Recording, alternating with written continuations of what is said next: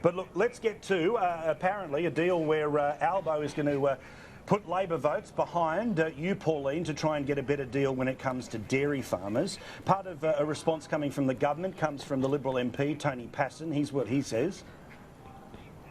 If we were to re-regulate, that would affect our trading position. The future here is about being an open trading environment. Milk solids, cheeses, other things. Our export markets are key, and the industry themselves are not calling for this re-regulation. It's populist politics, and it's not helping. So, Pauline, let's talk about this. What do you hope to achieve in Parliament with those votes where, if the Senate's able to pass this, it's then right onto the lower house straight away? What are you trying to achieve?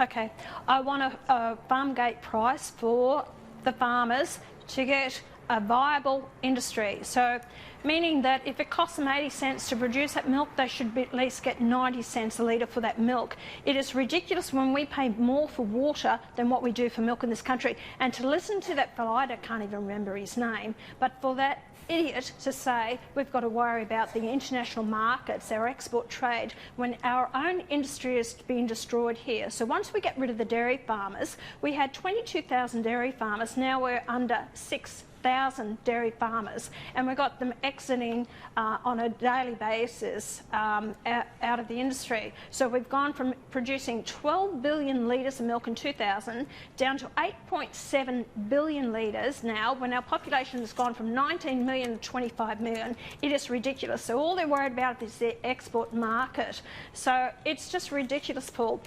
The Labor Party are supporting me I was going to bring my bill forward on Thursday of next week. It will come forward to Monday next week because the Labor Party are going to give me that time in the Senate to bring my bill forward. They are supporting me along with Rex Patrick and Griff Sterling, so they're actually supporting me. I think Jackie Lambie will support this bill as well, and I think the Greens will, but they haven't confirmed that as yet. Now, if we get it passed in the Senate, that will go to the lower house. This is going to test the National Party, and John, you should know this too.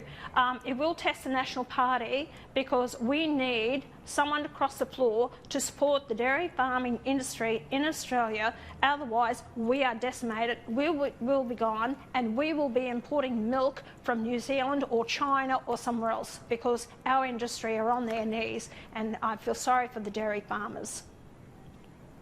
Wacker, if your mates in the Nats are watching, what should they do next week? There's not an easy silver bullet, Paul. Now, I was a pig farmer with my brother Peter. We saw in the Hawke government the importing of pig meat, which decimated the pig industry, especially in Inverell, where we had 6 large piggeries. Now there are none. Now, the problem in the dairy industry is that we produce 8.7 billion litres, as Pauline said, a year, but we consume 4.5 billion litres in Australia. The rest is reliant on export, the other 4.2 billion, and that relies on the Australian dollar and the world price. But however, the problem started in the dairy industry back in 1983 when the Hawke government signed a close economic relations agreement with New Zealand, which allowed New Zealand milk to be exported to Australia and even just quoted a price on it.